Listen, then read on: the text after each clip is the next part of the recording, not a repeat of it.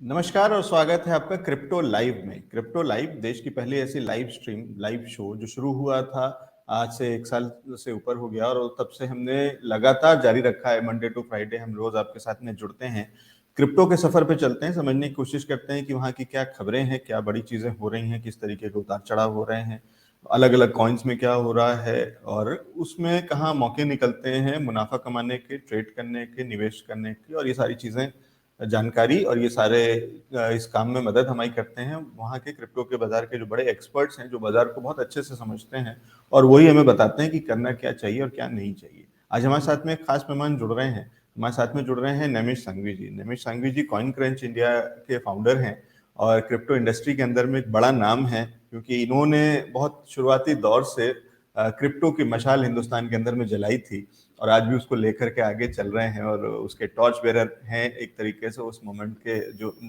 के जो लीडरशिप है, जो आगे जो क्रिप्टो को इंडिया के अंदर में प्रमोट कर रही है और चला रही है, उसके एक बड़े खंबा है, एक बड़े पिलर हैं नमिश संघवी जी। नमिश जी, बहुत स्वागत है आपका शो पे क्रिप्टो लाइव में। Thank you so much Alex, मुझे तो बहुत अच्छा लग रहा है to have come back here, वापस आके। जी, आप बहुत एक लंबे गैप के बाद में, एक लंबे समय के बाद में वापस फाउंडर इंडिया पे हैं और एक किसी समय हम हार्टफोक में आपको इनवाइट किया था शांतनु शर्मा जी के साथ में, और वो उस वीडियो को, उस शो को अभी तक बहुत लोग बहुत सराहते हैं और अभी फिलहाल हम उसको बार बार फिर चलाते रहते हैं, क्योंकि उसमें जो जानकारी थी वो एवरलास्टिंग है, वो हमेशा के लिए है और वो एक तरीके का एक लेजेंडरी शो है उस इंडस्ट्री का। तो पहला हमने टीवी शो भी हम ही ने किया था जो चैट शो था, और अब ये लाइव स्ट्रीम भी हम डेली हम ही करते हैं और इसमें अब आप दोबारा से आप आए हैं इनफैक्ट इस शो में तो पहली बार आए हैं। सबसे पहले निमिष जी, जब आप पिछली बार आए थे आपके साथ पहली बार आया मैं डिम्पी। अच्छा, डिम्पी जी के साथ में आप एक बार कनेक्ट हो चुके हैं। अच्छा, ठीक है ठीक है। तो मुझे वो शायद याद नहीं था या जानकारी नहीं थी, लेकिन मैं ये समझना चाह रहा था कि जब आप सबसे पहले फाउंडर इंडिया पे आए थे, जब हमने करीब आज से 2 साल पहले मेरे ख्याल से जब हमने वो हार्ट फोक की सीरीज करी थी, तब से अब तक में चीजें कुछ बदली हैं या सिर्फ अभी तक हम केवल देख रहे हैं कि कुछ हो रहा है, होने वाला है और अभी तक हम केवल उसी उम्मीद पे अटके हुए हैं कि कुछ तो होने वाला है? उस टाइम पे बहुत चीजें बदल गई है। इनफैक्ट उस टाइम पे द आइडिया वाज कि क्रिप्टो करेंसी बैन होने वाली है। वो न्यूज में था, एक बिल आ चुका था, ड्राफ्ट बिल, और उसके बावजूद लोग मतलब इस पे काम कर रहे थे इस इंडस्ट्री में, और थोड़ा बहुत गवर्नमेंट को भी नोटिफाई कर रहे थे, थोड़ा सा अपनी साइड से अप्रोच कर रहे थे कि this is not the right thing to do. ठीक, तो उस टाइम पे ये चल रहा था। अब ये बदलाव आ गया है कि जब वो बेसिकली उसको समय निकल गया उस बिल को, तो लोगों को समझ में आ गया कि बिल तो आता रहेगा, अपना काम करते रहो। Which has led to India developing बड़े बड़े प्रोजेक्ट्स क्रिप्टो में। मैटिक इस वक्त बहुत ही ज्यादा ऊपर चल रहा है, मतलब वर्ल्ड मींस लेयर 2 की तरह, और वो इंडियंस ने बनाया है। वैसे ही बहुत सारे प्रोजेक्ट है। इनफैक्ट जब शांतनु ही काम कर रही C5 ट्रेस वगैरह के साथ, these are also making marks in India. तो अब तो ऐसा हो गया है कि क्रिप्टो की जो सारी इनोवेशन या इनोवेटिव डेवलपमेंट है वो सब यहीं पे हो रही है इंडिया में, और गवर्नमेंट भी थोड़ा बहुत अपनी साइड से ओपननेस दिखा रही है टुवर्ड्स रेगुलेशन। हम लोग ये लोकसभा के डिबेट्स फॉलो कर रहे हैं इस वक्त। प्रोएक्टिवली अभी लग रहा है कि कुछ ना कुछ तो करेंगे और रेगुलेट ही करेंगे, बैन नहीं करेंगे। So that's a vast difference जब हमने वो शो किया था उसमें और आज के दिन में। ठीक है, आप कह तो रहे हैं, मुझे लग रहा है कि खबरों के लिहाज से बहुत ज्यादा चीजें नहीं चेंज हुई हैं, तब भी कहीं ना कहीं उसी कंफ्यूजन पे थे और उसी स्टेज पे थे कि सरकार ये कह रही थी कोई कुछ करने वाली है, बैन या रेगुलेट या कुछ भी, और आज भी वही है। कॉन्फिडेंस में चेंज लग रहा है, तो मैं ये समझ रहा हूँ जो आप ये कह रहे हैं। कॉन्फिडेंस में चेंज है, सरकारी सिस्टम में कोई सोल्यूशन अभी आया नहीं है। ठीक है, तो वो एक डिसअपॉइंटमेंट है और युवाओं को हमेशा रहता है, हर जनरेशन में, हर देश में, हर सरकार के साथ में। ये तो एक कॉमन, एक कांस्टेंट है कि हमेशा से जो पॉपुलेशन और खासकर युवा पॉपुलेशन होती है वो कुछ और चाहती है, कुछ आगे की चीजें सोच रही और चाह रही होती है, और सरकार थोड़ा सा पीछे चल रही होती है, कंजर्वेटिव होती है, थोड़ा सा अपने आप को संभाल के, या उन चीजों में जल्दी एक्सेप्टेंस नहीं है, जब तक आता है तब तक चीजें और आगे बढ़ चुकी होती है। लेकिन अच्छी बात है कि ठीक है, हम हैं अच्छे दिशा में सर। लेकिन इसी बीच में एक चीज और हुई, शुरुआत हमारे यहाँ हुई इन रूमर्स के चलते कि क्रिप्टो बैन हो जाएगा, तो एक इंडियन एक्सचेंजेस के अंदर में एक तरीके का एक क्रैश आया क्रिप्टो का, जो कि फिर ठीक है कि वो हम समझ रहे थे कि वो रूमर्स के चलते हुआ, इंडियन इन्वेस्टर्स को एक बार लगा कि सरकार ने अगर ऐसा कुछ कर दिया तो मेरा पैसा फंस जाएगा, ये होगा वो होगा, तो उन्होंने चाहे लॉस नहीं निकाल लिया, लेकिन वो उन्होंने अपना पैसा निकालने की कोशिश करी, और वो एक चीज हुई थी। 2-4 दिन में वो चीजें संभलने लगी। लेकिन उसके बाद एक और अगला झटका आया, जो कि इंटरनेशनल क्रिप्टो के अंदर में आ गया, यानी ओवरऑल आ गया पूरी दुनिया में, और उसके अंदर में एक बड़ी गिरावट देखने को मिली। क्या ये बड़ी गिरावट है, क्या ये खतरनाक है, क्या ये ट्रेंड का रिवर्सल है, कैसे देखते हैं बिटकॉइन की गिरावट को?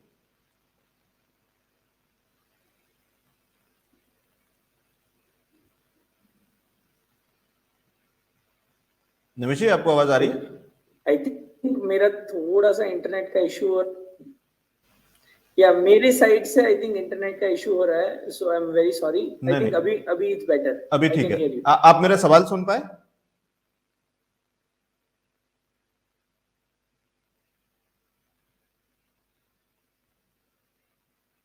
निमिष जी, आपको मेरी आवाज आ रही है क्या? ठीक है निमिष जी, एक काम करिए, एक बार फिर से रिकनेक्ट करिए, एक बार इसको एक बार डिस्कनेक्ट करके और दोबारा से जुड़िए, और कोशिश करते हैं कि फिर शायद उम्मीद करते हैं कि फिर आप तक आवाज पहुंचेगी। शायद कुछ इंटरनेट का इशू दिख रहा है आपके एंड पे, और कहीं फ्रोजन स्क्रीन दिख रही है मेरे को आपकी।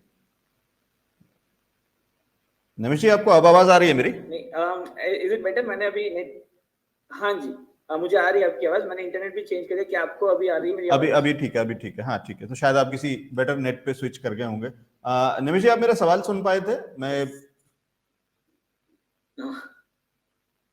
यस, हाँ, कि जो क्रैश आया अभी रिसेंटली, जो इंटरनेशनल मार्केट में भी क्रैश आया, इंडियन मार्केट में तो खैर आया रूमर्स के चलते, लेकिन इंटरनेशनल मार्केट में क्रैश आया। और पर आज तो अच्छा दिख रहा है in fact market, you know, it is going up a little bit.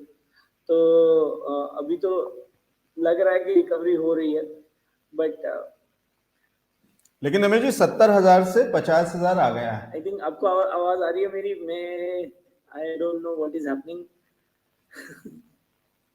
ठीक है, आप एक काम कर सकते हैं निमिष, आप रिकनेक्ट कर लीजिए, डिस्कनेक्ट कर लीजिए और फिर से कनेक्ट कर लीजिए।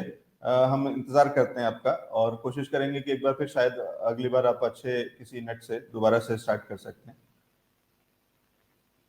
तो ये निमिष संघवी जी हैं, कॉइन क्रंच के फाउंडर हैं, हमारे साथ में फिर से जुड़ेंगे और उनसे समझने की हम लोग कोशिश करेंगे। कोई अगर आपके सवाल हो जो कि क्रिप्टो से रिलेटेड हो।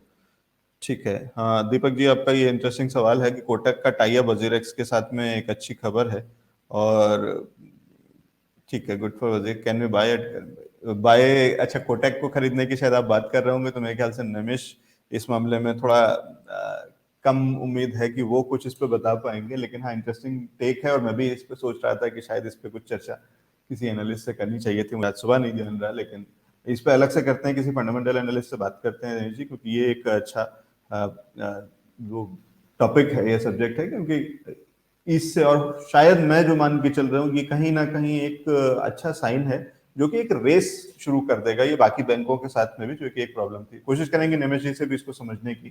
ठीक है निमिष जी, उम्मीद करता हूँ कि आपको अब आवाज आ रही होगी ठीक से, और आपकी आवाज भी हम तक पहुंचेगी आराम से। आई होप कि मेरी भी आवाज आपको आ रही है अब, और मैं भी उम्मीद करता हूँ कि ये चलता रहे इतना अच्छे से। एकदम बढ़िया आ रही है सर। बताइए आप इस क्रैश को कैसे देखते हैं, क्योंकि मेरा जो सवाल अब ये था कि 70,000 से 50,000, मतलब 45,000 से 50,000 हो रहा है, अच्छी बात है, वो अच्छा साइन है कि 5,000 ऊपर आ गया, लेकिन 20,000 नीचे आया है, वो चिंता का विषय नहीं है? देखिए, मैं जिस तरह से क्रिप्टो मार्केट को देखता हूँ, या जनरली जो कंसेंसस है वो ये है कि क्रिप्टो मार्केट ट्रेडिशनल मार्केट से बहुत ज्यादा वॉलेटाइल होती है। तो जहाँ ट्रेडिशनल मार्केट में हमें 1-2% या इवन 5% का जो झटका लगता है, वो यहाँ पे आपको 20-25% का झटका लगता है। ये हिस्टोरिकली एक 30% का करेक्शन बिटकॉइन में आना काफी नॉर्मल है। जब वो एक पड़ाव क्रॉस करता है, एक रेजिस्टेंस क्रॉस करता है और वहां पे थोड़े दिन रहता है उसके बाद, तो मुझे 69,000 से 50,000 आने में एक्चुअली कोई मेरे को कोई टेंशन नहीं हुआ था। लेकिन there is a reason also कि जो एवरग्रांड का डिफॉल्ट है उसकी वजह से बहुत सारी मार्केट्स में असर हुआ है, उसी का असर यहाँ पे भी हुआ है और यहाँ पे मल्टीफोल्ड असर होता है क्योंकि ये वॉलेटाइल मार्केट है। तो 45 से 50 मैं इसको आप जैसे बोल रहे हो वैसे ही कि वो एक रिकवरी ना नहीं बोल के, but it's a good sign कि हाँ थोड़ा अच्छा लग रहा है। पर 69 से 50 आना भी वो एक इसका प्रोसेस है। आप देखो मई में हुआ था, फिर अगस्त में हुआ था और अब नवंबर में हुआ है क्रैश, और वो फिर से रिकवर करेगा और फिर से क्रैश होगा और ये इसका चलता रहेगा। मतलब 20-25% की वॉलेटिलिटी तो बिटकॉइन में एक्सेप्टेड है। एटलीस्ट हम लोग 80% से बाहर निकल के 20-25% पे आ ठीक गए। है, एग्जैक्टली इसीलिए मैंने निमेश जी आपको इनवाइट किया है और इसीलिए इसी काम के लिए हम ये शो को डेली करते हैं। कोशिश ये करते हैं कि लोग इन्फॉर्म्ड हों कि क्रिप्टो में और बाकी चीजों से, यानी आप नई चीजों को जब समझ रहे हैं तो उसके प्रोज एंड कॉन्स को भी समझिए, उसके बिहेवियर को भी समझिए, उसके कैरेक्टरिस्टिक्स को भी समझिए। बिटकॉइन जैसे या क्रिप्टो करेंसीज वैसे नहीं चलता है जैसे इक्विटी चलता है। क्या डिफरेंस है? तो जब हम केवल थ्योरी में कह देते हैं ये ज्यादा वोलेटाइल होता है, उस वोलेटिलिटी को जब आप नंबर्स में देखिए तो उसको सामने फिर एक्सेप्ट भी करिए कि हाँ ये है। और मैं अक्सर जी हाँ, बिल्कुल जी, और बिल्कुल। नमेश जी मैं अक्सर ये कहता हूं कि मुझे लगता है कि क्रिप्टो के अंदर में तो शायद स्टॉप लॉस की कोई रेलेवेंस ही नहीं रह जाती है, क्योंकि स्टॉप लॉस कितना नीचे लगाएंगे आप? जी, आई थिंक दैट जो एनालिस्ट है, हमारी टीम के जो एनालिस्ट है वो भी ना 10-12% नीचे ही स्टॉप लॉस लगाते हैं। अनलाइक आपके स्टॉक मार्केट में जहाँ पे हम 2% या 2.5% पे लगा देते हैं, यहाँ पे तो 15% भी नॉर्मल लगता है स्टॉप लॉस लगाना। हाँ, नहीं मुझे वो भी नहीं समझ में आता, क्योंकि 10-15% भी कितनी बार कितनी आसानी से एक ही दिन के अंदर में वो चला भी जाता है और रिकवर भी हो जाता है। तो वो दोनों चीजें, आपका स्टॉप लॉस चला कट जाता है। जाएगा और आप वापस आप उसी लेवल पे वो आ चुका होगा कॉइन, और आप रोते रहेंगे, सर पकड़े रहेंगे कि आपने स्टॉप लॉस ही क्यों लगाया था। तो मुझे ये लगता है अब, हाँ ये ठीक है कि उसका रिस्क इतना ज्यादा है, तो इक्विटी में भी रिस्क होता है हमेशा, वो नीचे एक डिस्क्लेमर लिखा होता है, वो थोड़ा सा बोल्ड में लिख दिया गया है क्रिप्टो के अंदर में, तो ये मान के चलिए। और इसीलिए इन्वेस्टमेंट को उतना सोच करके या इस तरीके से डाइवर्सिफाई करिए कॉइन्स के अंदर में कि कौन से कॉइन्स कितना जा सकते हैं कितना नहीं। तो वो जो आप कह रहे हैं, मैं समझता हूँ कि बिटकॉइन के अंदर में उसमें भी अगर स्टॉप लॉस लगा होता तो हिट हो गया होता, और मुझे नहीं लगता कि ये किसी भी दिन, हफ्ते 10 दिन के अंदर में ये वापस से उन्हीं लेवल्स को आ जाएगा। ये आ ही गया, मतलब अगर बात करें तो पिछले जो बड़ी गिरावट एक दिन में आई है, हाँ, वो 2 दिन में वो वापस से रिकवर भी कर चुका है। वापस रिकवर भी हो रहा है। वही है कि एक बार अगर हंट पे निकला तो वो स्टॉप लॉस हंटिंग करके छोड़ता है। 2.3 बिलियन डॉलर्स के फ्यूचर्स जो डेरिवेटिव मार्केट है उसमें लिक्विडेशन हुई थी 3 तारीख को जब मार्केट क्रैश हुआ था, 3 या 2 तारीख को जब ये मार्केट क्रैश हुआ था। पर अगेन मैं यही बोलूंगा कि आप आपकी अगर ट्रेड की जो पोजीशन है वो, मतलब मैं भी सीख रहा हूँ तो मैं आपकी ऑडियंस को बताना चाहता हूँ, आपकी जो ट्रेड की पोजीशन है उसको आप फोमो करके ना ले, मतलब फियर ऑफ मिसिंग आउट करके ना ले। अब देखो 42 से आपको दिख रहा है 52 हो गया तो आप खुश होके लॉन्ग ना कर दे, या 60 से 42 हो गया था तो खुश होके उसको शॉर्ट ना कर दे। You have to wait. जो आप आगे भी बता रहे थे कि जो फ्लोर होती है, जो सीलिंग होती है, जो सपोर्ट होता है, जो रेजिस्टेंस होता है, वो टूटने के बाद किस डायरेक्शन में जा रहा है, उसके बाद अगर आप ट्रेड लेते हो तो आपके चांसेस लॉस होने के कम हो जाते हैं। खत्म नहीं होते, कम हो जाते हैं। लेकिन लोग क्या करते हैं, ये फियर ऑफ मिसिंग आउट वो बहुत ही खतरनाक चीज है, राइट। लोगों को मन कर जाता है, मेरा मन कर जाता है, मैं तो 3-4 साल से उस इंडस्ट्री में कि हाँ, अभी गिरा है अभी बाई कर लो, या अभी गिर रहा है तो अभी तो गिरेगा ही गिरेगा तो सेल कर लो, नहीं तो वो उससे दूर रहोगे तो आप सेफ रहोगे। ठीक है। तो प्योरली यूफोरिया पे मत काम करें, टेक्निकल्स को भी समझते चलें, चार्ट्स को भी पढ़ते चलें और उसके पढ़ाई करते चलें, तो वो हम इम्पोर्टेंस समझते हैं। और वही उसी चीज पे निमिष भी जोर डाल रहे हैं कि इसके सपोर्ट लेवल्स कहाँ पे हैं, रेजिस्टेंस लेवल कहाँ पे, उसको समझते चलें। क्योंकि ऊपर का डायरेक्शन का मतलब सिर्फ ऊपर चला जाएगा और नीचे का डायरेक्शन डिप का मतलब नीचे गिरता चला जाएगा, ये नहीं है। और ये किसी भी मार्केट में नहीं होता, यहाँ पे भी नहीं होता। यहाँ वॉलेटिलिटी बस केवल अलग हो सकती है, लेकिन बहुत सारी चीजें, फैक्टर्स कॉमन रहते हैं और वैसे ही रहते हैं, कॉन्स्टेंट रहते हैं। ठीक है, निमेश जी अगले सवाल पे आ रहा हूँ, और ये सवाल दीपक मल्होत्रा जी ने हमें पूछा है। सीए दीपक मल्होत्रा जी हमारे दर्शक हैं, और उस सवाल को एग्जैक्टली या वैसे नहीं, उन्होंने तो पूछा है कि कोटेक के साथ में जो वजीर एक्स का एक कुछ टाई अप हुआ है या कोटेक ने कहा है कि वो एक्सेप्ट करेगा वजीर एक्स के साथ में, वो तो उसको इक्विटी के हिसाब से पूछना चाह रहे थे कि क्या कोटेक के स्टॉक को, शेयर इक्विटी को खरीदा जा सकता है इस समय, वो हम किसी स्टॉक एनालिस्ट से ले लेंगे। लेकिन आपसे उल्टा समझना चाह रहा हूँ, ये जो प्रॉब्लम थी बैंक्स की इंडियन एक्सचेंजेस के साथ में, क्या आपको लगता है कि this is a good sign? कहीं एक बैंक ने शुरुआत करी और धीरे धीरे अब ये रिजॉल्व होता चला जाएगा, और वो जो सब कुछ बहुत ही वॉलेट के भरोसे था, पेटीएम, मोबीक्विक और इन्हीं के चलते हो रहा था, बल्कि सिर्फ मोबीक्विक ही मुझे लगता है कि उसमें लीड कर रहा था, जो क्रिप्टोज के साथ में काम कर रहा था, तो क्या वो एक समस्या खत्म होगी? और ये समस्या मैं जिन दर्शकों को नहीं पता उनको ये बता दूं कि इन एक्सचेंजेस में पैसा कैसे आप अपना ट्रांसफर करें आईएनआर को और वहां से ट्रेड करना शुरू करें, या जब वो आप ट्रेड कर लिया और आप पैसा बाहर निकालने की कोशिश करें, तो वहां पे आपके बैंक या नॉर्मल बैंक्स में और इंडियन एक्सचेंजेस के बीच में एक ये प्रॉब्लम अक्सर बराबर आ रही थी। कई बार बहुत सारे बैंक्स उन अकाउंट्स को, उन रास्तों को बंद कर रहे थे, यूपीआई नहीं होता है, बैंक ट्रांसफर नहीं होगा, तो ये प्रॉब्लम थी। निमिष जी, क्या व्यू है आपका इस पे, जब अब कोटेक और वजीर एक्स की ये खबर आ रही? ओके, मैं थोड़ा सा विस्तार में उसको बताऊंगा, इन द सेंस कि थोड़ा बैकग्राउंड देके। अब हुआ क्या है कि WazirX, CoinSwitch, Kuber, CoinDCX, Bitbns, वो ये सब जो मेन एक्सचेंजेस है इंडिया के, उनमें यूजर्स बहुत सारे हैं, मतलब मिलियंस में है, 3 मिलियन, मतलब 30 लाख 40 लाख यूजर्स है, उसमें से कुछ 10 lakh 5 lakh users active users है जो रोज के रोज या तो हफ्ते में एक आध बार फंड्स ट्रांसफर करते हैं। अब बैंक्स को ना इन एक्सचेंजेस से कोई प्रॉब्लम नहीं है, if you really go into it, उनसे, बैंक वालों से जाके पूछो, उनको एक्सचेंजेस से कोई प्रॉब्लम नहीं। लेकिन बैंक के ऊपर एक अथॉरिटीज बैठी है, जैसे आरबीआई है, तो बैंक के अंदर भी कंप्लायंस ऑफिसर्स होते हैं जो बहुत ऊपर लेवल पे बैठते हैं, राइट। और उनको ये समझ नहीं आता है कि ये अकाउंट का पर्पस क्या है, जो बैंक, वजीर एक्स या एक्सचेंजेस के अकाउंट होते हैं, उनको ये पता नहीं कि इसका पर्पस क्या है। उनको बस ये दिख रहा है कि इन अकाउंट में करोड़ों का डेली वॉल्यूम हो रहा है, करोड़ों रुपए आ रहे हैं, करोड़ों रुपए जा रहे हैं इन अकाउंट से, और वो फिर वहां पे उन कंप्लायंस ऑफिसर्स के लिए कंप्लायंस इशू बन जाता है, because they have to go and explain it to the RBI कि भाई इस एक्सचेंज में इतना गया है। तो ये जो प्रॉब्लम है, उनको ये प्रॉब्लम उठानी नहीं है।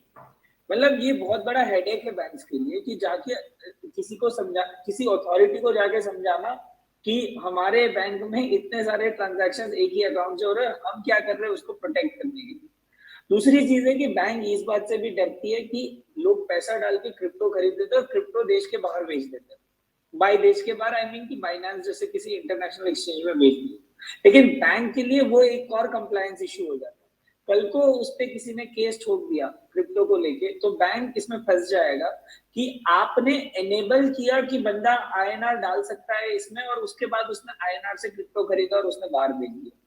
तो ये जो है ना, ये कोर रीजन है कि बैंक्स, जबकि हम लोग सुप्रीम कोर्ट में ये केस जीत गए आरबीआई के अगेंस्ट, बैंकिंग बैन हट चुका है, तब भी बैंक्स क्यों सर्विसेज नहीं प्रोवाइड कर रही बड़े बड़े एक्सचेंजेस को? उसका रीजन ये है कि उनको डर लग रहा है कि वो आगे चल के कहीं ना कहीं किसी ना किसी केस में फंस सकते हैं। तो इसीलिए कॉइनस्विच, कुबेर करके एक एक्सचेंज है जिन्होंने बोल दिया कि हम क्रिप्टो विड्रॉल करेंगे ही नहीं। तो जो उन्होंने क्रिप्टो विड्रॉल बंद कर दिया, तो सारी बैंक्स उन्हें सपोर्ट कर रही है, राइट। और उस हिसाब से वजीर एक्स का आईसीआईसीआई के साथ टाई अप था, वो कट हो गया, और अभी न्यूज आ रही है कि कोटक बैंक के साथ कोटक बैंक उनको अलाउ कर रही है एक अकाउंट ओपन करने के लिए और ऑपरेशनल बनाने के लिए क्रिप्टो एक्सचेंज की तरह, राइट। लेकिन ये भी कोटक ने कंफर्म नहीं किया, ये सिर्फ ईटी नाउ की रिपोर्ट है और वजीर एक्स के स्पोक पर्सन की नहीं, सॉरी, सोर्स, अनोनिमस सोर्स का इंफॉर्मेशन है, इट्स स्टिल नॉट कंफर्म। कल को इतनी हाइप देके कोटक कैंसिल भी कर सकता है, राइट। लेकिन उसमें तो मतलब एक आयरनी भी है निमिष कि ये खबर है क्या, बेसिकली मुझे ये समझ से बाहर है मेरी, क्योंकि ये तो ऑलरेडी सुप्रीम कोर्ट ने कह दिया है कि आपको करना चाहिए, आप करो, आपके ऊपर कोई रोक नहीं है, किसी भी बैंक के ऊपर में कोई रोक नहीं है कि वो किसी भी क्रिप्टो एक्सचेंज का अकाउंट को बंद करे या ऐसा करे, ऐसा सुप्रीम कोर्ट ने मना कर दिया।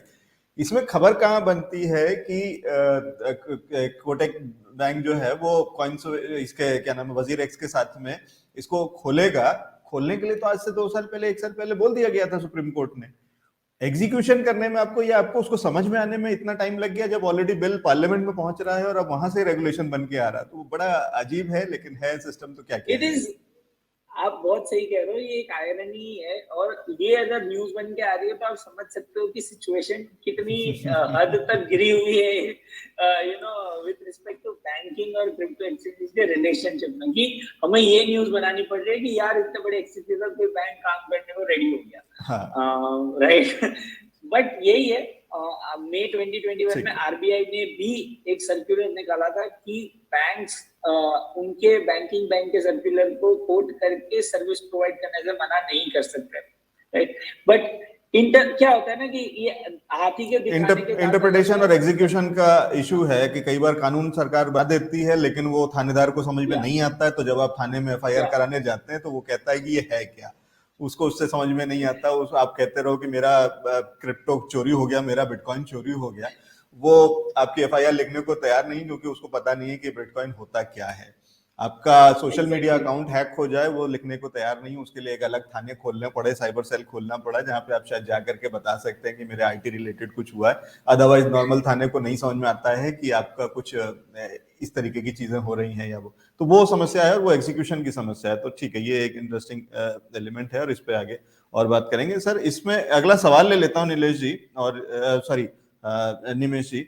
और निमेश जी, इसमें ये सवाल है नीलॉय सेन जी का, ये पूछ रहे हैं कि बुल रन अगर कंटिन्यू होगा, आप जैसे कह रहे हैं कि ये रिकवरी साइन आ गया है और यहाँ से शायद हम वापस से, और ये एक साइकिल होती है बिटकॉइन के अंदर में या क्रिप्टोस के अंदर में, और वो वापस से हम फिर उसी मोमेंटम, उसी ट्रेजेक्टरी में चले जाएंगे पॉजिटिव में, तो सबसे पहले कौन से सेगमेंट इसमें से रिकवर करेगा या सबसे तेजी में कौन इसको लीड करेगा? जैसे हम उसमें इक्विटी में बात करते हैं तो हम कहते हैं कि कौन सा सेक्टर लीड करेगा। जैसे आज वहां पे भी स्टॉक मार्केट में रिकवरी आ रही है, जो काफी सारी, वहां पे भी 3 महीने के गिरावट, मतलब 3 महीने के लॉस के बराबर हम पिछले 3 महीने के जो रिकवरी वो सब था, वो सब लूज कर चुके थे, अब वापस से रिकवरी आ रही है, वहां बैंकिंग सेक्टर लीड कर रहा है। तो ये पूछ रहे हैं कि क्या यहाँ पे गेम्स लीड करेंगे या मेटा करेंगे या एनएफटी करेंगे, कौन सा कोई ऐसा सेक्टर आपको लगता है कॉइन्स के अंदर में जो कि इसको लीड करेगा, इस रिकवरी को?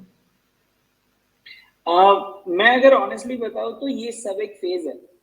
मतलब इसमें अगर आप हिस्टोरिकली देखो तो सरवाइव किसने किया है और थ्राइव किसने किया है, तो वो एक बिटकॉइन है, ठीक है। अब हमें लगता है कि बिटकॉइन थोड़ा सा स्टेबलाइज हो गया है और अलग अलग जो सेक्टर्स है, जो स्मार्ट कॉन्ट्रैक्ट बेस्ड प्रोटोकॉल्स है, यानी कि इथेरियम हो गया या पॉलीगॉन हो गया, वो जो है वो लेयर बन रहे हैं। उसके ऊपर जो आप बात कर रहे हो, एनएफटीज, गेम्स, मेटावर्स, ये सब एक लेयर के ऊपर बनाए जा रहे हैं, एक layer of blockchain, layer 1 blockchain के ऊपर बनाए जा रहे हैं।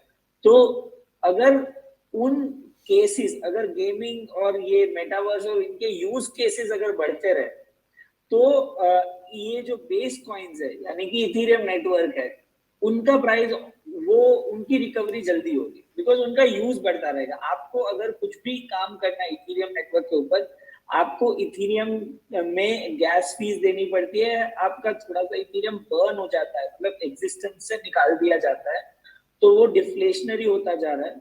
इसलिए मेरा मानना है कि बिटकॉइन तो एक स्टोर ऑफ वैल्यू बन गया जो धीरे धीरे ऊपर जाता रहेगा, बट कॉइन लाइक इथेरियम, जो प्लेटफॉर्म कॉइन है, जो प्लेटफॉर्म प्रोवाइड करते हैं, उनकी वैल्यू और ऊपर बढ़ेगी अगर मेटावर्स, गेमिंग और एनएफटीज वगैरह चलते रहे तो। बट एनएफटीज, मेटावर्स और गेमिंग अकेले आगे बढ़ेंगे ये नहीं कह सकते। नहीं, आगे नहीं, कौन पहले बढ़ेगा?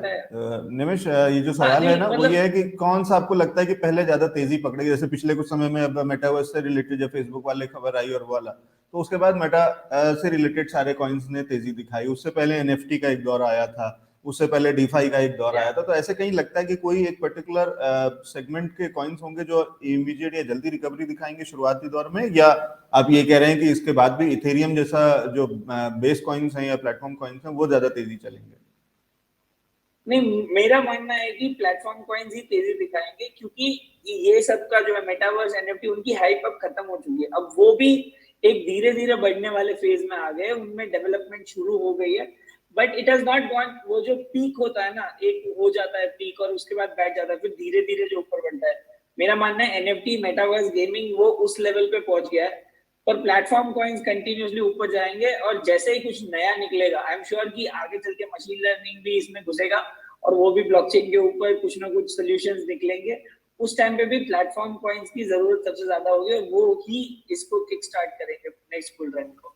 ठीक है, बहुत अच्छा। तो ये एक इंटरेस्टिंग चीज जो नैमिष बता रहे हैं कि वो सेक्टोरल जो हम बात करते हैं अलग अलग कॉइन्स और वो वाला, उससे भी ज्यादा फोकस अगर इसी पे रखें, क्योंकि वो सब भी चलते हैं अल्टीमेटली इन्हीं बेस पे हैं, बैकबोन यही है। तो या तो इथेरियम होगा या इस तरीके के और जो बेसिक कॉइन्स हैं, या बिटकॉइन होगा और वाला, तो ये कहीं नहीं जा रहा है, ये स्ट्रांग भी हैं, स्ट्रेंथ भी हैं, सेफ भी हैं, और ये इसके अंदर में सबसे ज्यादा यूज केस के लिए भी इनको ही यूज करना पड़ेगा कहीं ना कहीं, क्योंकि प्लेटफॉर्म यही प्रोवाइड करते हैं। तो फिर सर, क्या मैं इस सवाल का जवाब, जो कुनी लाखवानी जी का एक सवाल है कि any suggestion for long term holdings, तो क्या मैं ये समझूं कि आपका लॉन्ग टर्म होल्डिंग्स के लिए अगर कोई सजेशन होगा तो वो भी इथेरियम ही होगा? मेरा लॉन्ग टर्म होल्डिंग के लिए बिटकॉइन, इथेरियम और थोड़े बहुत platform coins again like polygon हो गया या तेजोस हो गया, राइट। मैं खुद भी उन्हीं में रखता हूँ मेरा पोर्टफोलियो। पॉलीगॉन है, तेजोस है, और अगर आप थोड़ा रिस्क लेना चाहते हो तो जो नए बेसिकली जो नए प्लेटफॉर्म कॉइन्स बन रहे हैं, लेयर 2 बोलते हैं जिनको, जो इथेरियम को स्पीड अप करने के लिए बन रहे हैं, लाइक आर्बिट्रम है, ओमिसेगो है, ये सब में थोड़ा सा इन्वेस्टेड रहे। पॉलीगॉन भी वही कर रहा है, उसमें थोड़ा सा इन्वेस्टेड रहे। They might they might be the future, but अभी के लिए ये गेमिंग, मीम कॉइन्स, मेटावर्स, ये सबसे थोड़ा सा परे रहे, क्योंकि इनका लॉन्ग टर्म हमें नहीं पता है कि कितना। अभी क्या है कि अभी every day a Bollywood actor is launching NFT. कल रिया सेन ने कर दिया, सनी लियोनी ने किया था, अमिताभ ने किया, सलमान खान ने किया, राइट। ये कहाँ जाएगा हमें पता नहीं है। अभी के लिए अच्छा दिखेगा, बट एक बार ही अगर थोड़ी सी मार्केट साइडलाइन होने लगी तो ये सब चीजें पहले डंप होगी, बिकॉज इसमें से लोग अपना इन्वेस्टमेंट पहले निकालते हैं, राइट। तो इसलिए लॉन्ग टर्म के लिए प्लेटफॉर्म कॉइन्स और बिटकॉइन से बेटर कुछ नहीं है। ठीक है, ठीक है। तो ये नमेश जी ने बिल्कुल क्लियर कर दिया कि प्लेटफॉर्म कॉइन से बेटर कुछ नहीं है, उन्हीं पे स्टिक करें। एक आखिरी सवाल सर ले लेता हूं, और ये सवाल सचिन जी का है, और सचिन जी पूछ रहे हैं कि क्रिप्टो बिल आखिर कौन सी डेट को आएगा? जिस तरह से लोकसभा में एग्रेसिवली डिबेट हो रही है और बातें हो रही है, तो मुझे लगता है कि मिनिस्ट्री इस सेशन में, जो सेशन 23 दिसंबर तक खत्म हो रहा है, विंटर सेशन है जो जिसको बोला जाता है, उस सेशन में एक बारी तो एक ड्राफ्ट लेके आ ही जाएंगे। शायद डिस्कशन ना हो, शायद उस बिल को पास ना किया जाए, शायद उस बिल को और कुछ भी ना होदा दिया जाए, जस्ट दैट कि उसको ला के प्रेजेंट कर दिया जाएगा और एक बार रीड कर लिया जाएगा। ये मेरा मानना है कि दिसंबर 23 तक कुछ ना कुछ तो आएगा इसके बारे में न्यूज। और अगर नहीं आया तो बजट सेशन में, फरवरी में जो बजट सेशन होता है, उसमें तो 99% ये लोग कुछ ना कुछ ला ही देंगे इस उसमें। ठीक है, तो ये राय है नमेश जी की। और लेकिन इसको सचिन जी वैसे भी समझिए, या बाकी दर्शकों के लिए भी बता दें कि पार्लियामेंट चल कैसा रहा है। एक बार कोशिश करिएगा, अभी इसी समय जैसे शो खत्म होता है उसके बाद एक बार कोई दूरदर्शन या किसी वो वाले चैनल पे चले जाइएगा, जहाँ पे, या संसद टीवी के नाम से एक चैनल है जहाँ पे अब लोकसभा राज्यसभा का मिक्स करके दोनों एक ही जगह, वहां पे आपको हालत दिख जाएगी कि वहां पे हो क्या रहा है। तो जब से ये सेशन शुरू हुआ है, एक भी घंटे की डिस्कशन नहीं हुआ है। बहुत मुश्किल से अगर कोई चीज हो पाती है तो वो ये है कि जब विपक्ष बहुत जोर डालता है तो सरकार की तरफ से कोई मंत्री एक किसी बड़े टॉपिक पे, किसी वैसे वाले जो बहुत ही अलार्मिंग टाइप का या तुरंत फैसला बात करने वाला लाइक टॉपिक होता है, जैसे अभी जो नॉर्थ ईस्ट में जिस तरीके का आर्मी का बॉस्ट ऑपरेशन रहा या इस तरीके की चीजें, तो उस पर सरकार जवाब देने के लिए एक बार कल अमित शाह जी थे और वो हालात, वो उतनी ही देर के लिए केवल सेशन चल पा रहा है, उसके अलावा कोई हो नहीं रहा कुछ भी, क्योंकि पहले दिन से ही 12 एमपी सस्पेंड कर दिए गए जो बाहर गांधी जी की मूर्ति के सामने धरने पे बैठे हुए हैं उस दिन से। तो मैं एलेक्स जी, जी 30 सेकंड, हाँ जी, हाँ जी, ये बताना चाहता हूँ आपके दर्शकों को कि अगर आप क्रिप्टो में आ रहे हो तो ये बात मान के चलो कि आपको इकोनॉमिक्स समझना पड़ेगा, आपको मॉनेटरी पॉलिसी समझनी पड़ेगी, आपको संसद कैसे चलता है ये समझना पड़ेगा, आपको मैथमेटिक्स कैसे चलता है ये समझना पड़ेगा, और आपको सॉफ्टवेयर टेक्नोलॉजी कैसे चलती है ये समझना पड़ेगा। ये पांचों चीजों में थोड़ी थोड़ी नॉलेज आपको कंटिन्यूसली लर्न करती रहनी पड़ेगी, तभी आप क्रिप्टो में सर्वाइव कर सकते हो। तभी मैं यहाँ पे बैठा हूँ बिना टेंशन के, उस क्रैश के, मुझे पता है कि क्या जो है, बट आई कैन अंडरस्टैंड जी। और प्लीज ये प्लीज इसी पर्पस से सर हम ये शो डेली करते हैं। हम कोशिश करते हैं कि डेली की जो चीजें हो रही हैं, और क्योंकि मैं उस बैकग्राउंड से आता हूं जहां मैंने पार्लियामेंट की प्रोसीडिंग्स को बहुत क्लोजली वॉच किया है, ऑब्जर्व किया, काम किया है और उसको जानता हूं, तो इसीलिए मैं पहले दिन भी जब ये वाली चीजें, जब उस र्यूमर की भी बात हो रही थी ना, जो उस बिल के सब्जेक्ट की बात हो रही थी, तो मैंने बहुत कोशिश करी, बहुत क्रिप्टो फ्रेटर्निटी को ये समझाने की कि वो बिल का जो सब्जेक्ट लाइन है वो चेंज नहीं होता है। अगर पिछली बार उन्होंने ये कहा था कि ये बैन बिल है, तो वो बैन बिल ही रहेगा। आप हालत ये समझिए ना कि फार्म लॉ आया, सरकार ने पास किया पार्लियामेंट के अंदर में, उसको हटाने के लिए वो ओवरनाइट ये नहीं कह सकते कि कल से कैंसिल्ड है, उसके लिए एक नया बिल लाना पड़ेगा, जो कि लाया गया। 10 दिन पहले दिन शुरुआत हुई इस सेशन की, उसके अंदर में वो बिल प्रेजेंट किया गया। जस्ट दैट उस पर डिबेट नहीं हुई, जो कि अपोजिशन चाहता था, लेकिन वो बिल प्रेजेंट किया गया, फिर पास किया गया, जो केवल इस काम का बिल था कि पिछले वाले बिल को कैंसिल करना है। तो आप यूं समझिए कि अगर आए हुए बिल को कैंसिल करने के लिए एक और बिल लाना पड़ता है, तो उस तरीके यहाँ तो नया बिल आ रहा है, और उस बिल को पिछली बार क्योंकि सब्जेक्ट लाइन वही थी और वो प्रेजेंट नहीं हुआ है, तो वो सब्जेक्ट लाइन वही रहेगी। अब जब वो प्रेजेंट हो जाएगा, तब उसके अंदर में अगर वो सब्जेक्ट लाइन को चेंज भी करना है, तो वो भी वहीं पे पास होगा। उसका भी डिबेट होगा पार्लियामेंट के अंदर में, और उस पे जो सारे पार्लियामेंटेरियन जो उस पे डिस्कस करेंगे, चाहे वो रूलिंग पार्टी के हो चाहे अपोजिशन पार्टी के, वो वहीं पे उसको पॉइंट आउट कर सकते हैं कि इसका तो ये नाम ही नहीं हो सकता, इसको नाम को चेंज करिए। फिर उस पे भी वहां पे एक अगर वोटिंग होगी या आइज और ये वाला, या इस पे एग्रीमेंट बनेगा कि हाँ इसका नाम चेंज हो जाना चाहिए, तो वहां पे वो नाम चेंज हो जाएगा। लेकिन वहीं पे हो सकता है। अब कोई क्लर्क नहीं कर सकता बाहर, कोई किसी सिस्टम पे आप लिख करके टाइप करके उसको फिर से चेंज नहीं कर सकते।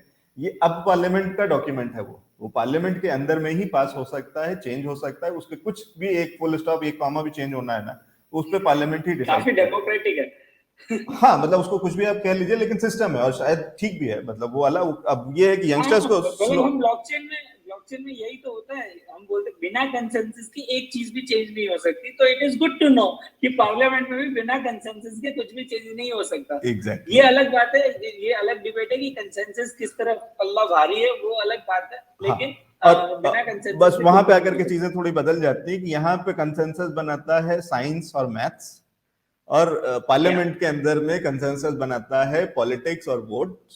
वो कई बार अलग अलग तरीके से चलता है, उसके अलग अपनी निटिग्रिटीज हैं कि आप किस कास्ट को वोट देते हैं, किस तरीके के कैंडिडेट को वोट देखते हैं। तो वो आपकी कमी है, मेरी कमी है, हमारे और आपके वोटर्स जैसों की कमी है, जो कि ये चीजों को नहीं देखते हैं कि हमारा शिक्षा मंत्री जो बनने वाला या मंत्री बनने वाला, उसने कभी स्कूल गया या कॉलेज गया कि नहीं गया। तो कौन लोग हमारे लीडर्स हैं और कौन हमारे देश को या सरकार को चलाएगा, ये हम ही चुनते हैं। तो इसलिए किसी और को ब्लेम नहीं कर सकते। ब्लॉकचेन के अंदर में मैथ्स उसको तय करती है, साइंस उसको तय करती है, तो इसलिए वहां पे चीजें थोड़ी और बेहतर होती हैं। इसलिए वो काइंड ऑफ नियर परफेक्शन है, लेकिन वहां पे भी ये चीजें चलती हैं, नई प्रॉब्लम्स आती हैं, उसको रिजॉल्व करते हैं। डेमोक्रेटिक है ब्लॉकचेन का मजा ये है कि जो भी रिजॉल्व कर लेता है उसको ज्यादा पैसे मिलते हैं, उसको ज्यादा उस पर फी मिलती है, और इसी तरीके से माइनिंग भी चलती है। तो मैं जहां तक जितना मैं अब तक सीख पाया हूँ उसी हिसाब से बता रहा हूँ, लेकिन बहुत इंटरेस्टिंग चर्चा है। बहुत सही बता रहे हो। ठीक है, तो निमेश जी ये अच्छी चर्चा थी। एक बार जल्दी से लास्ट कुछ एक सवाल आए हुए हैं वो देख लेता हूँ। अच्छा ठीक है, कोई दर्शक है जो कह रहे हैं कि मेरे पास 10 रुपए हैं, कौन सा कॉइन बाय करूं जो कि 10 करोड़ रुपए का हो जाए और मुझे जल्दी से अमीर बनना है एक हफ्ते में। तो ऐसी कोई स्कीम नहीं है वरुण जी, जो कि आप कुछ भी करते रहिए, लेकिन ऐसा कुछ भी नहीं है। ना तो ये पॉन्जी है और ना ऐसा कुछ हो सकता है, तो इसलिए निश्चित रहिए कि ऐसा कुछ भी नहीं होने वाला है। एक कोई सा सवाल था जो मैं लेना चाह रहा था, मुझे नहीं पता कि आपकी जानकारी में है कि नहीं है। निलॉय जी का ही सवाल था, वेट वीईटी वेट के फंडामेंटल्स के बारे में कुछ जानकारी है क्या निमेश जी? वेट के फंडामेंटल्स के बारे में पर्सनली मुझे नहीं पता, बट आप चार्ट ओपन करोगे तो मोर और लेस जो क्रिप्टो मार्केट है वो ऑन एवरेज सेम ही चल रहा है। इस वक्त सब कुछ बेरिश लग रहा है। उनके रेजिस्टेंस लेवल्स पे भी रीच नहीं किया है वेट ने। पिछले 2 हफ्ते 3 हफ्ते में कहीं किसी भी कॉइन ने अपने रेजिस्टेंस को नहीं तोड़ा है। इनफैक्ट सिर्फ एक मैटिक ने तोड़ा। तो अभी भी देखो, आई थिंक मेरे से ज्यादा आपको समझ आता है अलग। I think the resistance line is at 0.12 जी, राइट।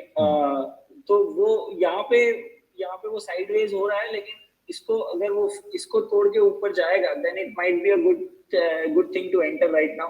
बट अभी के लिए तो जस्ट वेट एंड वॉच वाला सीन लग रहा है। ठीक है। ये ठीक है। और इस पे इसके फंडामेंटल्स को हम किसी और क्रिप्टो एनालिस्ट से भी समझ यस। लेंगे। ठीक है। फुल टाइम क्रिप्टो ट्रेडर बन सकते हैं या नहीं? निश्चित रूप से बन सकते हैं रंग जी। आप पढ़ाई करेंगे और उसको सीखे समझेंगे तो क्यों नहीं बन सकते हैं। आप ट्रेडर भी बन सकते हैं, इन्वेस्टर भी बन सकते हैं। और सुफियान जावेद जी का एक सवाल है सर, सैंड को लेकर के। सैंड आजकल निमेश जी बहुत चर्चा में है, आपको सैंड के बारे में कुछ एक जानकारी है? सैंड फंडामेंटल्स नहीं, बट सैंड एक्चुअली एसेंशियली एक मेटावर्स का कॉइन है, राइट? तो मेटावर्स तो वैसे भी बहुत चर्चा में, बट अगेन एलेक्स आप देख सकते हो कि there are pumps and then there are also recoveries, there are also corrections. तो इस अगर इस चार्ट को देख के मैं तो इन्वेस्ट नहीं करूंगा, मतलब अनलेस देयर इज एब्सोल्युटली ऊपर ऊपर ऊपर like lower high low higher high higher lows बनाया है तभी मैं जाऊंगा उसमें, अगर लॉन्ग करना है तो। ठीक है। लेकिन अगर वैसे बात मतलब करें, फंडामेंटली बात करें, तो सैंड मेजरली मेटावर्स का एक अच्छा और लीडिंग प्लेयर है इस समय। इट विल बिकम वन, मतलब वो वहां पे पहुंच रहा है। अच्छा, वहां पहुंच रहा है, एक अच्छी रेस के अंदर में अच्छी तेजी से दौड़ रहा है। और क्योंकि जितना मैं जानता हूं कुछ एक अच्छे गेम्स वगैरह इन्होंने डेवलप किए हैं, और जहां पे कुछ कोशिश कर रहे हैं कि आप सब लोग उस पर ज्वाइन कर सकते हैं। वहां पे एनएफटीज भी हैं, उस गेम को खेलते जाइए, खुद बनाते जाइए और बहुत सारी चीजें। ठीक है। आयुष जी, आपका सवाल थोड़ा मुझे कम समझ में आ रहा है। प्राइवेट कंपनी बताएं जो बैन हो सकती है इंडिया में। मेरे ख्याल से I think they are saying कि प्राइवेट क्रिप्टो करेंसी जो बिल की लैंग्वेज है जी, उसको हाँ जी, लेके हाँ जी, बोल रहे हाँ, हो। हाँ जी।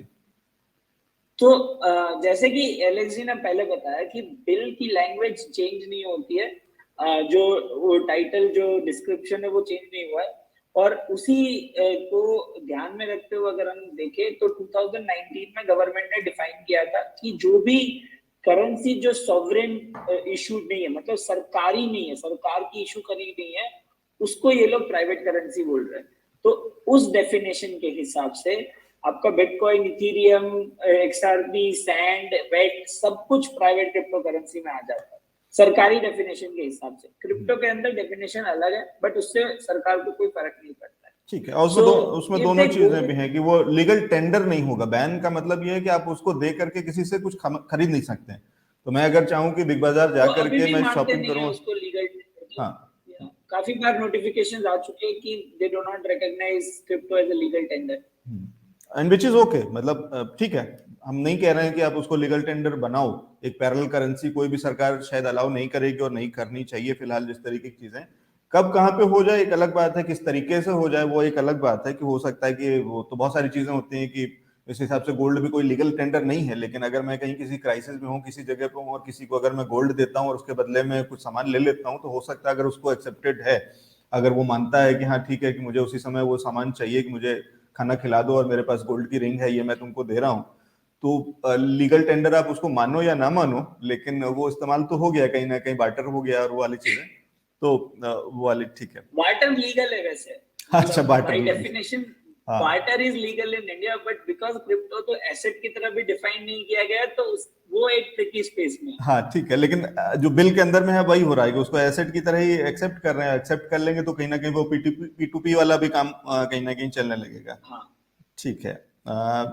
ये एक और एक चीज पूछ रहे हैं कि अगर क्रिप्टो बैन हो जाता है, क्या आप लोग गवर्नमेंट से लड़ेंगे या बस जो गवर्नमेंट बोलेगी वो मान लेंगे? नहीं, आई थिंक कि अगर सरकार इसको बैन करेगी और वो बिल पास हो जाएगा तो ऑब्वियसली कम्युनिटी साथ में मिलके जो इनकी बॉडीज है, गवर्निंग बॉडीज जो इन्होंने बनाई, एसोसिएशन बनाए हैं, blockchain and crypto currency committee बनाई है, आईएएमएआई काफी इन्वॉल्व है, इन कमिटीज के थ्रू कोर्ट में केस किया जाएगा इस बिल के अगेंस्ट और लड़ा जाएगा। ऑब्वियसली आप और मैं इंडिविजुअल कैपेसिटी में इन चीजों सरकार के साथ नहीं लड़ सकते, इसके लिए एसोसिएशंस चाहिए। और उन एसोसिएशंस में इंडिया के सारे जो यूनिकॉर्न्स है क्रिप्टो के, जो बड़े बड़े एक्सचेंजेस है, इनफैक्ट बाइनेंस का जो इंडिया है, बाइनेंस इंडिया भी उस एसोसिएशन का पार्ट है। तो वो लोग साथ में मिलके कोर्ट में लड़ेंगे और ऑब्वियसली बैकग्राउंड में इन सब की प्रिपरेशन चल रही है, मतलब everybody is prepared for any possible outcome of the ठीक बिल। है। और हम उसमें कहीं ना कहीं क्यों बैठे हुए हैं? हम यहाँ पे अगर ये शो को कर रहे हैं और रेगुलर कर रहे हैं, तो हम उस मेन स्ट्रीम मीडिया की तरह नहीं है जो कभी कभी जब कुछ चीजें ऊपर नीचे होती हैं, कोई खबर आती है तब वो बात करते हैं और हम क्यों कहते हैं कि ये शो डेली होता है, चाहे कुछ हो रहा हो सरकार में, बिल आ रहा हो या ना आ रहा हो, का कारण ये है क्योंकि हम इकट्ठा करना चाहते हैं लोगों को साथ में लेकर के, एक तो उन तक पहुंचाते हैं जानकारी कि क्या हो रहा है और उनको साथ में मोटिवेट करते हैं कि सब मिल करके, क्योंकि सरकार से डिमांड सबको करनी पड़ेगी। मैं उस दिन भी ये एग्जाम्पल दे रहा था कि कहीं ना कहीं किसानों को भी जाकर के बॉर्डर बंद करना पड़ा और तब सरकार ने माना। 1 साल की लड़ाई उनकी, वो 1 साल से ऊपर की उनकी भी लड़ाई है, उसमें 700 लोगों ने शहादत भी दी है जिसको कि सरकार गिनने को तैयार नहीं है। तो सोचिए अगर वहां उस तरीके की चीजें तक होती हैं जहां पे बैन नहीं हुआ था, ऐसा नहीं कहा था कि सरकार ने कि कल से एग्रीकल्चर बैन है, आप खेती किसानी नहीं कर सकते हैं या उसको बेच नहीं सकते हैं या ऐसा कुछ नहीं, उसके अंदर में कुछ अलग कुछ तरीके की खरीदा बेचा कैसे जाएगा और कितना कमीशन या कितने पैसे में लिया जाएगा, कितने पैसे में खरीदा जाएगा, उसके लेकर के चीजें थी। तब इतना बड़ा मूवमेंट चलाना पड़ा। यहाँ तो आपके बैन की बात हो रही है, इंडस्ट्री के बैन की बात हो रही है, तो लेकिन जुड़ना सबको पड़ेगा। ये नहीं कह रहा हूं कि कोई बॉर्डर पकड़ लीजिए और उसको सील कर दीजिए, वो ना हो पाएगा यहाँ पे, लेकिन आपके हाथ में इंटरनेट है, उसको पकड़ लीजिए, उसको सील कर दीजिए, भर दीजिए हैशटैग इंडिया वांट्स क्रिप्टो जैसी किसी ट्रेंडिंग से। सरकार को सुनना पड़ेगा और सरकार सुन रही है, तो इसलिए सरकार ने सुनना शुरू कर दिया। ये पूछ रहे हैं सर कि क्या लेट्स जस्ट होप कि जो जो पॉजिटिविटी न्यूज में है वो एक्चुअली कन्वर्ट होके आए जब सरकार का बिल प्रेजेंट होता है। जी ठीक है, और वो रिफ्लेक्ट हो गया और उम्मीद करते हैं सरकार, क्योंकि ठीक है जिस तरीके के सिग्नल दे रही है, मोदी जी ने खुद कहा कि शायद वो समझाने में चूक गए, तपस्या में कमी रह गई, तो हो सकता है उसी तरीके की तपस्या और कमी शायद वो क्रिप्टो बिल में भी शायद रिफ्लेक्ट करे। सर निमेश जी, एक इंटरेस्टिंग सवाल है और ये पूछ रहे हैं कि क्या जॉब के साथ में मैं ट्रेडिंग करता हूँ क्रिप्टो में तो नहीं कर पाता हूँ ठीक से, क्या मैं जॉब छोड़ करके फुल टाइम क्रिप्टो ट्रेडर बन सकता हूँ? आप क्या एडवाइस करेंगे? देखो, क्रिप्टो ट्रेडिंग मार्केट जो है वो 24/7 मार्केट है। अगर आपको सही से ट्रेडिंग नहीं आती, अगर आपको ये इंडिकेटर समझ नहीं आते, आपको बेसिकली आप फंडामेंटल या टेक्निकल एनालिसिस के बेसिस पे ट्रेडिंग करना नहीं जानते, तो ये हो सकता है कि एक दिन रात को आप सोने गए और सुबह आपका पोर्टफोलियो 50% डाउन हो जाए। ठीक है, सो इसलिए अगर आपको ट्रेडिंग करनी है उससे आपको कोई नहीं रोक सकता। लेकिन अगर आप जॉब कर रहे हो तो आप जो है शाम का समय निकालो 1-2 घंटे, आप देखो, पेपर ट्रेडिंग करो या खुद पैसे से ट्रेडिंग करो, देखो कि आपको एक्चुअल में फायदा हो रहा है कि नहीं, are you getting the idea of it और नॉट। और अगर आपके सारे ट्रेड सही जा रहे हैं ना तो मतलब कुछ गलत हो रहा है, मतलब थोड़े से गलत भी पढ़ने चाहिए। That means that you are learning, कुछ गलत होगा कुछ सही होगा, और जब आपका रेशियो जो है वो सही वाला ज्यादा हो जाए और गलत वाले कम हो जाए, कम, और आपकी प्रॉफिटेबिलिटी बढ़ती जाए, तब जाके जॉब छोड़ने का सोचना। अभी तो I would completely advise against it. Nimesh ji की बात में और मैं ऐड कर दूं और कर देता हूं वरुण जी, कि एक तो कुछ सैंपल टाइप कर लो आप, एक कर सकते हो कि आपने अपने आप को टेस्ट करो, बेसिक्स पहले कुछ टिक चेक करो कि चेकलिस्ट होनी चाहिए कि क्या आपने पढ़ाई करी है, टेक्निकल्स आप समझते हो, फंडामेंटल समझते हो, क्योंकि वो नहीं समझते हो आप तो केवल सुना सुनाए पे मत करना, आप फुल टाइम ट्रेडर नहीं कर सकते हो ट्रेडिंग। एक चीज सैम्पलिंग करो, आप कभी कुछ दिन की छुट्टी लेकर के, या कुछ दिन छुट्टी, अच्छी चीज ये है कि क्रिप्टो के अंदर में कि 7 दिन और 24 घंटे चल रहा है, तो आप वीकेंड्स में भी कर सकते हो। वीकेंड्स में इसलिए रिकमेंड नहीं करूंगा क्योंकि क्रिप्टो के अंदर में भी वीकेंड्स और वीकडेज के हिसाब से ट्रेंड्स भी चेंज होते हैं, बहुत सारी चीजें वहां पे जो जिस तरीके से मंडे को क्रिप्टो का बाजार चल रहा होता है वो जरूरी नहीं कि सैटरडे और संडे को भी वैसे ही चल रहा हो, तो इसलिए उसको भी सैंपल ना बनाइएगा।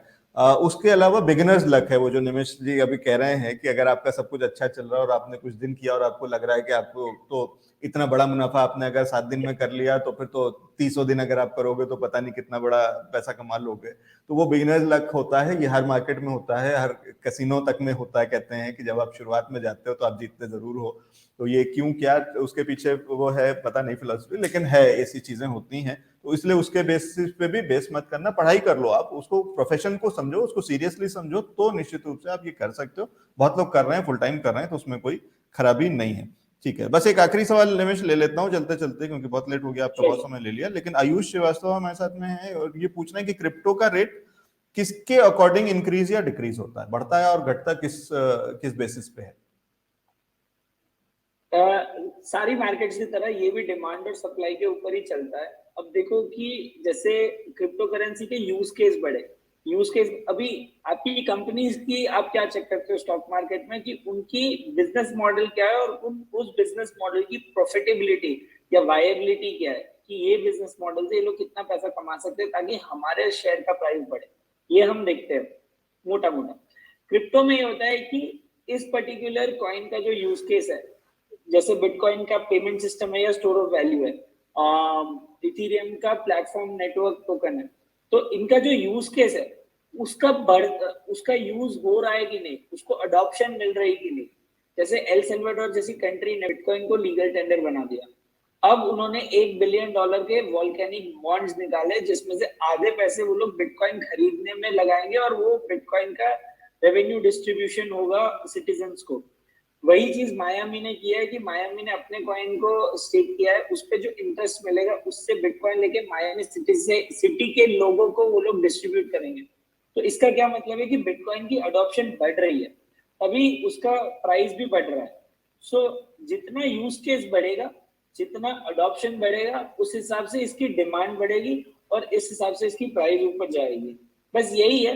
बट हर मार्केट की तरह इसमें भी एक आध न्यूज खराब आ जाती है, जैसे चाइना ने बैन कर दिया, इंडिया ने बैन कर दिया, किसी और देश ने बैन कर दिया, तो मार्केट भी रिएक्ट उसी तरह से नेगेटिवली करता है और मार्केट गिर भी जाती है।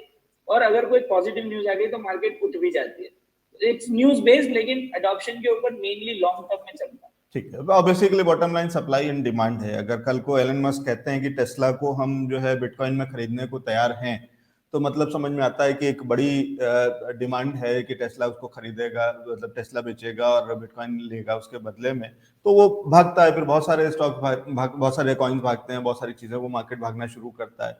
किसी और दिन कोई कहता है कि हम बैन कर देंगे, तो वो गिरता है। तो वो सप्लाई और डिमांड का ही खेल है, और वो हर बाजार में ऐसा ही होता है। चाहे सब्जी का बाजार हो, जहां पे जब आप टमाटर ज्यादा खरीदने लगते हैं या प्याज ज्यादा, या उसकी सप्लाई कम हो जाती है, पीछे से जो सरकार कहती है ना कि जब कि बारिश ज्यादा हो गई और उसमें फसल खराब हो गई, तो अगर वो खराब होती है तो उसके दाम बढ़ जाते हैं क्योंकि उसकी सप्लाई कम हो गई। तो ये हर बाजार का एक बहुत ही स्टैटिक एक स्टैंडर्ड नियम है कि जिस चीज की डिमांड आती है, जब लोग खरीदना शुरू करते हैं। अगर कल को मारुति कोई ऐसी गाड़ी निकाल दे जो कहें कि एक बार चार्ज करने पे 3 दिन चलती है और बहुत सस्ती है और इलेक्ट्रिक व्हीकल है, और इस तरीके का कुछ इनोवेशन आता है, तो मारुति का स्टॉक कितनी तेजी में भागेगा आप अंदाजा लगा सकते हैं। या कोई भी कंपनी का या कोई भी ऐसा प्रोडक्ट जब आता है कि जो ये होता है, उसी तरीके से कॉइन्स के अंदर में भी, क्रिप्टोस में भी काम होता है। बहुत शुक्रिया निमेश हमारे साथ में जुड़ने के लिए, और बहुत शुभकामनाएं आपकी इस मुहिम के लिए, इस मूवमेंट के लिए, आपकी फ्रेटर्निटी को और आपको। और हम आपके साथ में हैं, जहां पे भी आपको जरूरत लगे, जहां आपको लगे कि हम आपके साथ में और चीजें और बात और डिस्कशन या कुछ और जानकारी और कुछ चीजें दर्शकों तक पहुंचा सकते हैं, तो जरूर हमें याद कीजिएगा। और आपने समय निकाला, हमारे साथ जुड़े, थैंक यू सो मच निमेश।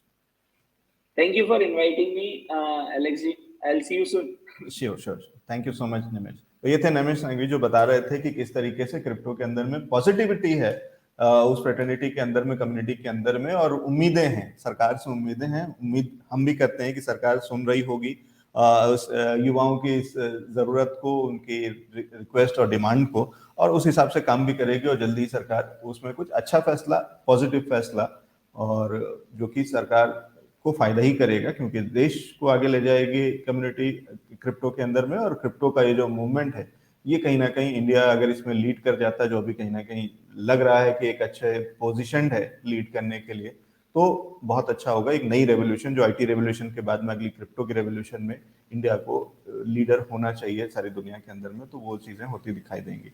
बहुत शुक्रिया हमारे साथ में जुड़ने के लिए क्रिप्टो लाइव में। आज के शो को यहीं विराम देते हैं। कल फिर आपके साथ में जुड़ेंगे सुबह 10 बजे, मार्केट लाइव से शुरू करेंगे, जहां पर बात करेंगे शेयर बाजार की और उसके उतार चढ़ाव की, और वहां के सवालों के जवाब आपको दिलवाएंगे। और उसके बाद 11:30 बजे क्रिप्टो लाइव पे जाएंगे, जहां पे हम बात करेंगे क्रिप्टो के। एक और एक्सपर्ट हमारे साथ में नए होंगे और उनसे समझने की कोशिश करेंगे कि क्रिप्टो में क्या हो रहा है और कहाँ पे मुनाफा कमाया जा सकता है। बहुत शुक्रिया हमारे साथ में जुड़ने के लिए, और आज के शो में हमारे साथ आकर के सवालों को पूछने के लिए और अपना फीडबैक देने के लिए। Thank you so much.